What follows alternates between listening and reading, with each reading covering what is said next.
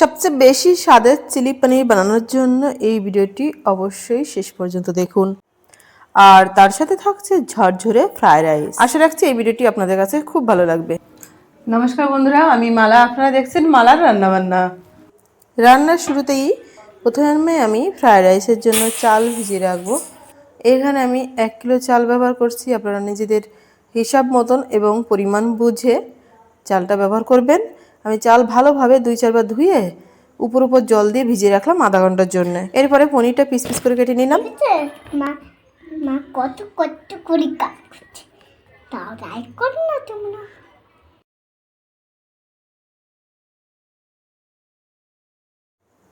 একই রকম সাইজের পিস করে পনিরগুলো আমি কেটে নিয়েছি। এরপরে কেটে নিয়েছি এই যে টমেটো, ক্যাপসিকাম, পেঁয়াজ। পনিরের সাইজ মতন এগুলোও কিন্তু কেটে নিয়েছি। সাথে আছে 4-5টা কাঁচা লঙ্কা চেরা। প্রথমেই রান্নার সব সামগ্রী আমি রেডি করে নেব, তারপরে দেখাবো কোনটা কিভাবে ব্যবহার করতে হবে রান্নাতে। এরপর আমি একটা রসুন এভাবে গ্রেট করে নিয়েছি এবং সাথে এক টুকরো আদাও।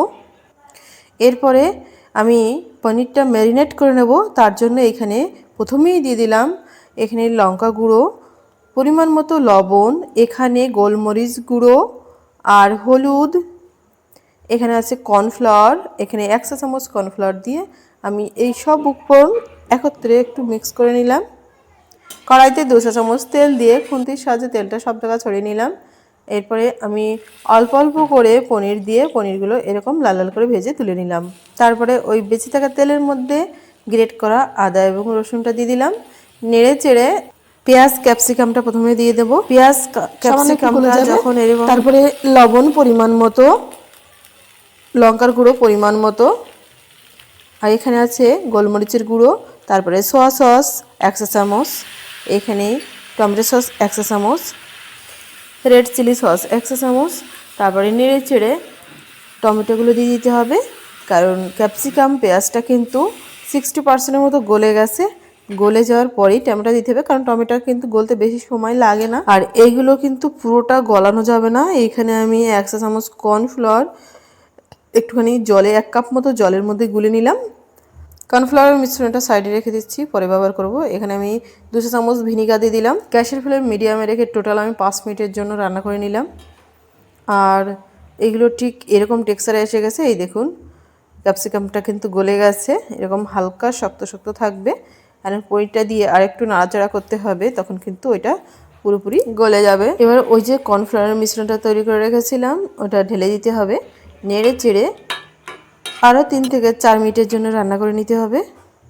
জলে গোলা কর্নফ্লাওয়ারটা দিয়ে আমি আরও 5 মিনিটের জন্য রান্না করেছিলাম। তারপরে রান্নার টেক্সচারটা ঠিক এরকম হয়েছে। এরপর রান্নাটা কিন্তু ফাইনালি হয়ে গেছে।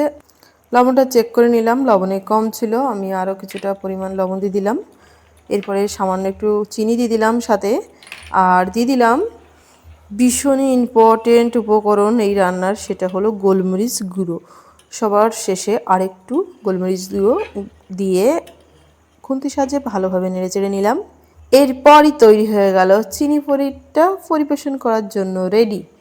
আর চিলি পনিরের টেক্সচারটা দেখুন কত সুন্দর হয়েছে, রেস্টুরেন্টের থেকেও সুন্দর। এই ভিডিওটি দেখে যদি আপনি চিলি পনির বাড়িতে তৈরি করেন, তাহলে একদম পারফেক্ট চিলি পনির আপনি নিজেই তৈরি করে নিতে পারবেন, কোনো রকম কোনো ঝামেলা ছাড়াই। বাসমতি চালটা আমি যে আধা ঘন্টার জন্য ভিজিয়ে রেখেছিলাম, পরিমাণ মতো জল দিয়ে হাঁড়িতে বসিয়ে দিলাম। আর ভাতটাও কিন্তু হয়ে এসেছে। ভাতটা যখন এই রকম হয়ে যাবে, মানে 70% যখন ভাতটা গলে যাবে, তখন ভাতটা ফ্যান ঝরাতে দিতে হবে। ভাতটা একটু শক্ত শক্ত নামালেই কিন্তু এই ভাত রাইসটা কিন্তু ঝরঝরে তৈরি হবে।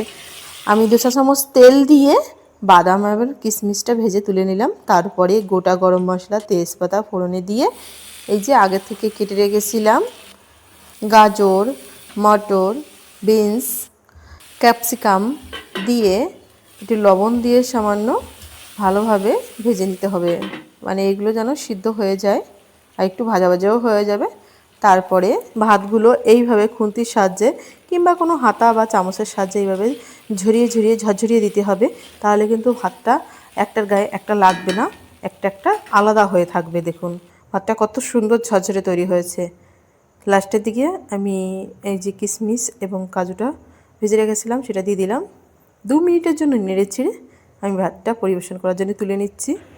আর এই চিলি পনিরটা দেখুন, দেখতে যত সুন্দর হয়েছে, খেতে কিন্তু অসাধারণ টেস্ট হয়েছে। আর আমার এই ভিডিওটি দেখে যদি আপনি চিলি পনির এবং ফ্রায়েড রাইস তৈরি করেন, তাহলে সদস্যগণদের মুখ থেকে আপনি এত প্রশংসা পাবেন যে প্রশংসায় আপনি মুগ্ধ হয়ে যাবেন। এই রেসিপিটাই শুধু নয়, এই রকম আরও বিভিন্ন ধরনের রেসিপি যাতে আপনি ফলো করতে পারেন, সেই কারণে চ্যানেলটিকে এক্ষুনি সাবস্ক্রাইব করুন। অপূর্ব। দেখা হচ্ছে নেক্সট ভিডিওতে। সকলে খুব ভালো থাকুন, সুস্থ থাকুন।